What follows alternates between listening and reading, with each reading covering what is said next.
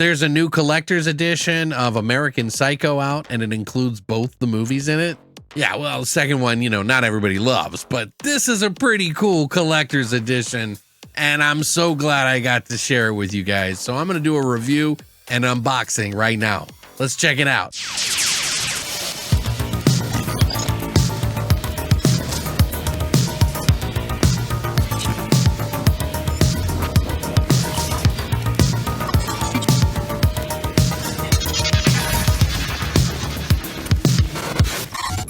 What's up, guys, and welcome back to Beyond the Void Horror Podcast. My name is Alex, and today we're going to be doing a spoiler-free review and an unboxing of ViaVision's new collection release. It's a special collector's edition of American Psycho 1 and 2.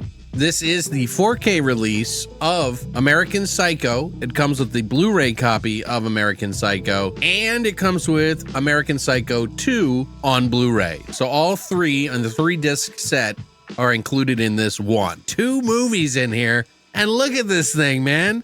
There's a lot of stuff inside here that I'm going to tell you guys about. If you just want to hop to the unboxing, put the timestamps down below. But I'm going to do reviews of the first movie and the second movie, and then tell you everything I think about this release and what to expect of it compared to the other release that we got in America. Is it going to be for you to pick up? We're going to find out right now. But first, let's do the reviews.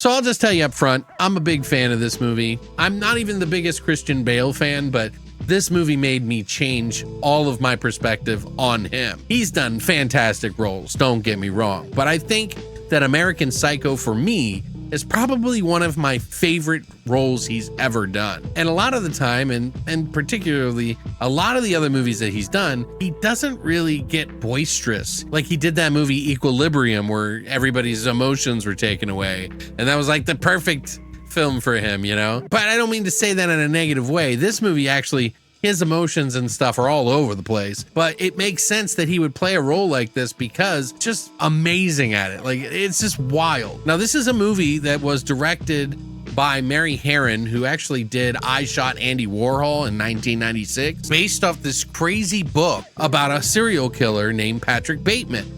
Now, the book was actually written by Bret Easton Ellis, who actually wrote a lot of really dark and messed up things from what I've heard. I never read the book, although I probably should at some point in time. There were some things in the book that there was no way they were going to put in this film, and they did things a little differently in this movie that I think some people were happy with and some were not. So some people who love the book might not have liked this movie, but for me, I love it. So what is it all about? Have you ever heard of American Psycho? I sure freaking hope so. American Psycho is a movie about a wealthy New York City investment banking executive played by Christian Bale, who is the character Patrick Bateman. He's a literal psychopath, and he hides by being this executive, but he tries to play the nice guy in this. But man, is he the most cold, calculated killer that you can find. And he's got some pretty messed up quirks that this movie tackles. And boy, let me tell you, they get a lot further and crazier in the book, I hear. So he goes on a killing spree, hiding it behind all of his friends, workers, and everyone that knows him. And he's getting away with it. And by the end of the movie, you find out what happens with all of that. It's a bombastic scene for scene movie that will just take you on a ride with some of the craziest, quotable, crazy things that you will ever hear, and some of the most obscene scenes as far as an actor going there. Christian Bale does not hold back in this movie, and you can tell he's having a fucking blast. It is a comedy. It is a dark comedy, although the sequel thought it might be fun to do a teen comedy. Ribbed for her pleasure.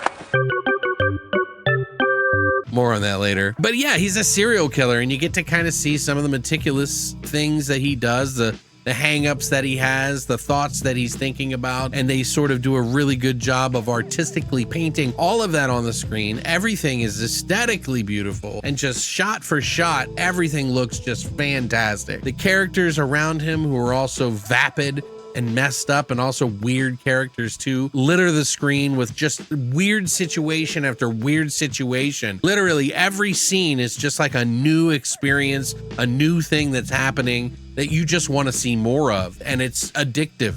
It's super addictive, even in some of the more disgusting or, alarming parts.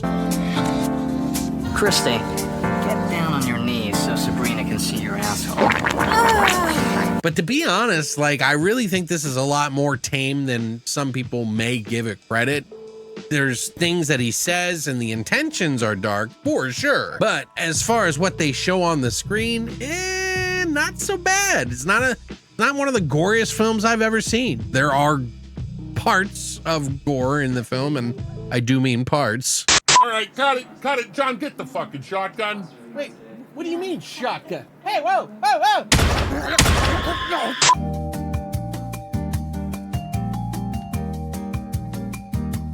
It's like watching The Wolf of Wall Street, before The Wolf of Wall Street, but with a serial killer. Christian's performance is just so amazing. And there's other people in here too that make the movie a lot of fun. I always forget that Willem Dafoe's in it, who plays an officer trying to figure out who's doing all these. And then you got Chloe Sevigny, who plays his secretary. And there's just a ton of other people, including Justin Theroux, who was just in Beetlejuice. And man, it was a nice refresher to see him in this movie because he blows the shit out. He's a great character named Bryce in this movie that does a fantastic job of just being this slimy, scumbaggy kind of guy. Well, I didn't like him so much in Beetlejuice, but you'll have to watch that review right here.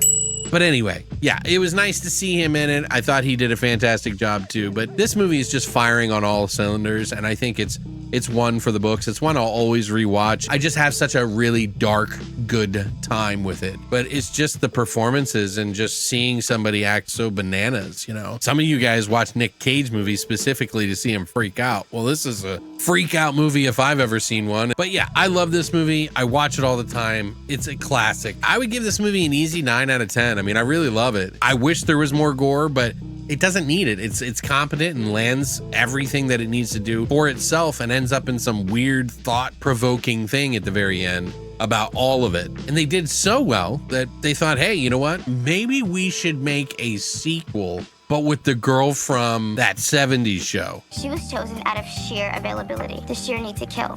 The movie, am I right? So they did, and I'm going to talk about it right now, briefly. This is another dark comedy, but it is a very tonally different movie, very different looking movie. And they filled in the role with Mila Kunis as the killer this time. And she's connected to Patrick Bateman, but so loosely, and it doesn't fit the lore, in my opinion. And it's a completely different movie. But hey, Morgan Freeman directed it. I can smell you. No, not that Morgan Freeman. Morgan J. Freeman, that is. Who actually didn't really do all that much that I remember or know. Although he did do like a second assistant director on Welcome to the Dollhouse, which a lot of people like, including Christina. This one was just so different, guys. Like, it was just so completely different. And literally going from this movie to that movie is such a tone shift. It's kind of unsettling in a way, in a bad way, not like in the enjoying a movie or horror movie kind of way. So what is it all about? Well, essentially, a girl named Rachel Newman has a developed taste for murder. She, of course, has been involved with Patrick Bateman because when she was a little girl, she was babysat by someone who Patrick Bateman killed.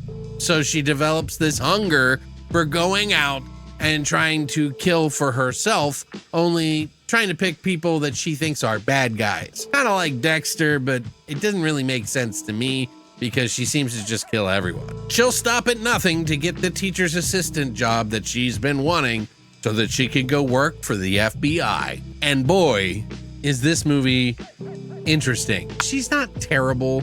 She did her job and what she was supposed to do in this movie. And she does play nice and kind of a cold killer in a way to a degree that's decent. But ultimately, it's not that great of a film. And if you compare it to the original, it's so different that most people just hate it just because it's a part of the franchise. Now, I wonder if this movie was done like on its own and tried to do it as like its own movie and didn't talk about American Psycho and didn't talk about Patrick Bateman, didn't try to connect it and just kind of did its own thing. I think they might have had a bigger audience in a way, but they probably didn't care. They just wanted to try to get that name association. But the strange thing is that they actually spent more money on this film than they did American Psycho.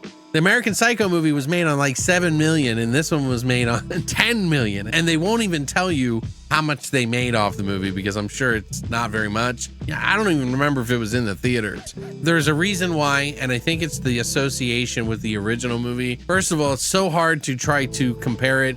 It really shouldn't be, and I think that really upsets a lot of people. As its own thing, it's kind of like watching Dexter if you were to add in I Know What You Did Last Summer. It is definitely not that really picture perfect fucking dark humor that's in the first movie is, you know, not on the nose like this one kind of tries to do. Like there's some moments in the film that I did laugh a couple of times, not because I really enjoyed the film though, but just because it's silly. But I'm just saying like that tone of that jokiness really did not fit in this movie because you're coming from something that was like in another fucking level of fucking filmmaking. And then you're kind of taking a step down to deliver a Psycho film in a dorm room with a girl who everyone loved in a TV show called That 70s Show. And I'm sure they wanted to find someone that was charming, but it is really strange and it just didn't really work for me.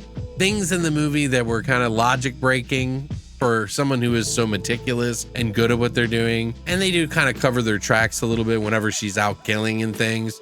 But there was some moments in it that she says some stuff that you're just like, what? That doesn't make sense. It's nothing great. I think if you compare it to the American Psycho movie, it's going to be like a 3 or a 4 out of 10. But for most people, I think it's just like a 5, maybe a 5.5 out of 10. As a movie on its own, it's could go higher for some people. And I'm sure there's some of you out there, and no disrespect to you, it's just not for me.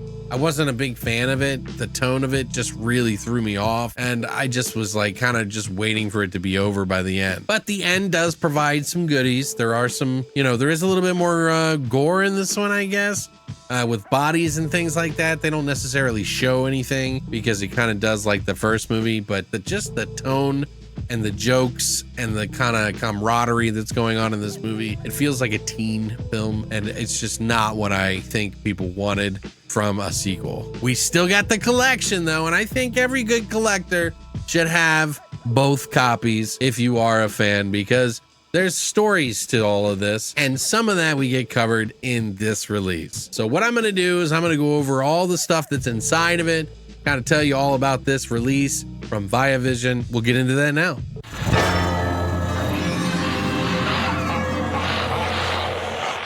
So yeah, first up, this is the release. You can pick it up on, you know, I'll have a couple of links down below for you to pick it up. You can't pick it up on Amazon right now, but I did find it on Diabolic DVD, who I think is a good mediary to buy things from because they deal specifically with the distributor who sends these things out, and then they'll send it to you oftentimes at a cheaper rate than you would get it from the people that are selling it sometimes. So just keep that in mind. This is a set that has a bunch of things in it that I think are pretty cool. Some things that I'm going to compare to this release that is, you know, it didn't really do anything different. So we're going to get into that now. But yeah, first up, you got this blood cover thing, which I haven't seen since like Saw. And I think, and I was trying to think of this, I was talking to somebody online, but I think that they had The Hills Have Eyes. They had an unrated version, which also had this. It was either that or one of the Wrong Turn movies. I can't remember, and I think it was on DVD, but I had that, and then the blood after a while kind of changes to clear. I don't know if that's going to happen with this one, but I wonder, you know, but it's really cool. They actually thought this one out. As when I first got it in the mail, I was like, oh my God, how am I going to slide this out of this plastic? So what they did is on the side here, you've got Velcro for the win. So you can put it around it if you like. I think that is so smart. And so you got this little plastic thing here that you can set aside if you like or not. I mean, obviously this is a showpiece that you'd put on your shelf to kind of stand out for the rest. But yeah, so we got this side here. This is, of course, Lionsgate's copy in here. The J card comes with it on the back. So you got him here, and then him holding the axe in the back, which is kind of cool. I like the box. The box is really cool. I like to keep the J card on, but yeah. So the box is really cool in that. We do get some extra stuff here. Now the cover of this, much different than the cover of this. I think this is the original cover that they went with. You know, this is more of the updated, the other one. But you got this. There is a back to it. I'll show it to you. It's not a reversible. It's just him with a nail gun with all the credits. But you know, it's not that you'd see it. I think that it's nice that they did that anyway. Obviously, on the inside here, we've got the 4K, the Blu-ray, and American Psycho 2 on Blu-ray. The only 4K in this set is first movie that they have in it. And the back, of course, is the same. The other thing that they give you is pretty cool, like a lot of the Second Sight does, but this one is a little different. You get this little case. It says the American Psycho Collection. And it comes with all these photos, like you would at a crime scene.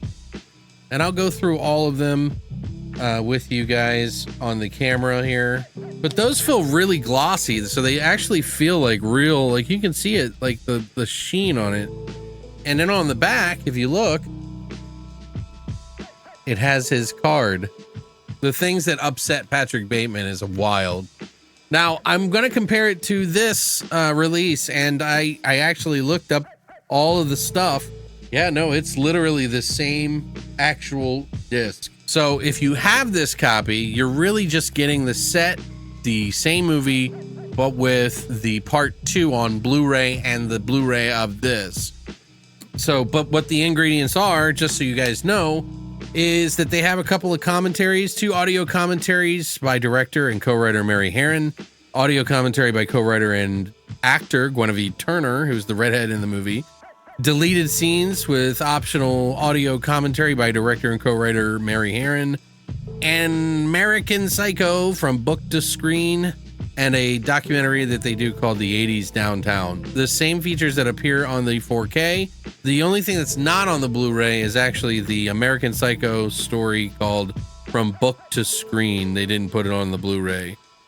So, but on American Psycho 2, you get the audio commentary by actress Mila Kunis and audio commentary by director Morgan J. Freeman as another commentary, plus the deleted scenes. So, yeah, that's everything that comes with this release. I think it looks fantastic, and if you're looking to kind of upgrade your thing, this might be the one. But I was hoping for a little bit of extras that would have outdone the American release, but you know, they did do extra for this whole set, and you do get part 2 in it, which I don't have, and I wanted to have it in my collection anyway. So, you know, it's up to you what you want to do. So if you already have that version and you don't want part 2, maybe this isn't the release for you, or if you just want to get the upgrade in the physical media here. But yeah, thanks again, ViaVision. I appreciate you guys sending this out to me all the way out here. You guys rock. I do think they put out some pretty great releases, and they obviously stepped up their game with this one in particular. And they got a lot of new releases that are coming out that I've been seeing that they're really kind of trying to make an effort to do, and I think they're ones keep your eye out for. Now, as far as the special, you know, features and stuff, you know, I haven't seen anything new on that, but at least you're getting a good quality set. Now, these are both region free from what I hear, but if you want to double check the page, I would highly recommend you do that just in case, with a fair degree of certainty. But there's only 2,000 copies. So if you are a mega fan and you want to get this, definitely don't wait around. Go down to the link and pick up a copy before they sell out. I think only Diabolic only DVD only got 100 of them. So, you might want to step on the gas and get one if you're interested. Other than that, what do you guys think of the franchise? Did you like part 1 and 2? Is this your favorite Christian Bale movie? Do you think this is his best role ever, like me? Or do you think he was better in something like The Machinist or that boxing movie or Terminator? What is your favorite role of his? Let me know what you think in the comment section down below. If you enjoyed this video, please hit the like and subscribe button and hit the little bell notification because I got a lot of videos coming out and you're not gonna wanna miss them. But thanks for coming by, and as always, long live the void.